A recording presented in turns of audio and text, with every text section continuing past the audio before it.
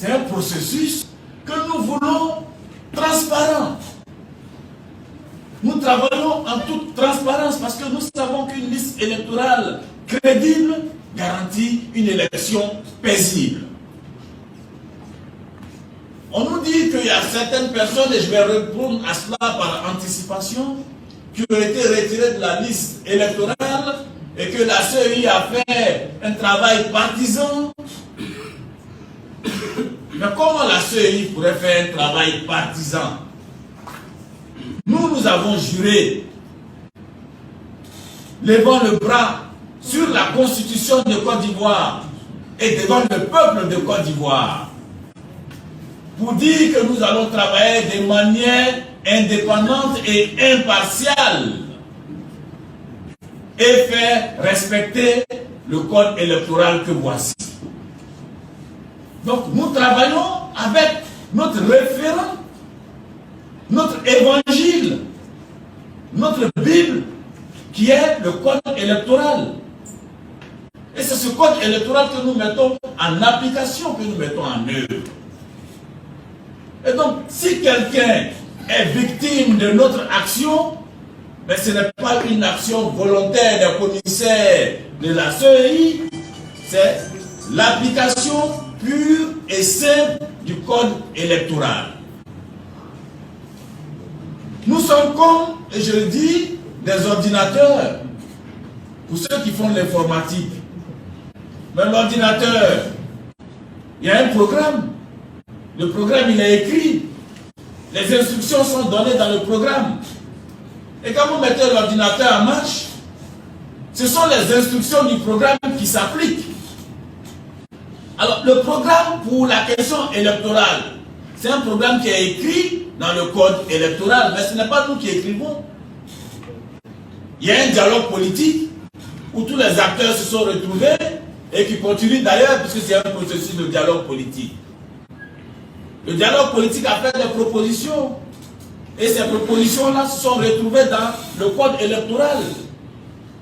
Je me souviens, peut-être que je parais un peu jeune encore, mais j'étais quand même membre de la commission consultative constitutionnelle sous Guy Robert au plateau. Quand on écrivait la constitution de 2000. Et en ce moment-là, on a travaillé sur le code électoral. Et quand la constitution de 2000 a été votée, c'est pratiquement voté avec le code électoral d'alors. Donc c'est comme si le code électoral d'alors même était consacré de manière constitutionnelle. Et c'est ce code électoral qui a évolué dans le temps. Et ça passe toujours au Parlement où se trouvent les acteurs politiques. Vous les députés, les suppléants des députés, c'est vous qui votez sur le code électoral. La CEI n'a pas de représentants au Parlement. Une fois que vous avez fini de voter le code électoral et que le code électoral s'applique, il y a certains qui refusent d'accepter l'application du code électoral. Mais ce sont des lois que nous sommes prescrits librement. Et respecter les lois qu'on se prescrit librement, c'est ça la liberté. Et donc il faut accepter la loi. Ce n'est pas nous. Si quelqu'un n'est pas d'accord avec l'application de la loi, il peut demander au Parlement le changement de la loi. Si nous on nous dit que à partir d'aujourd'hui à 12 ans on vote et que c'est inscrit dans le code électoral, on inscrit tous ceux qui ont 12 ans et qui souhaitent être inscrits sur la liste électorale.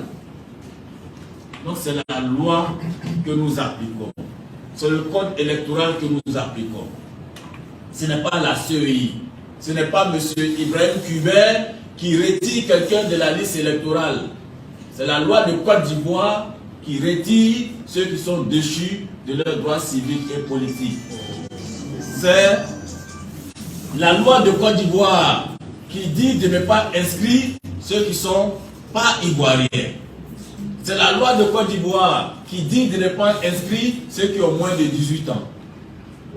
Et donc, c'est la loi que nous appliquons de façon mécanique.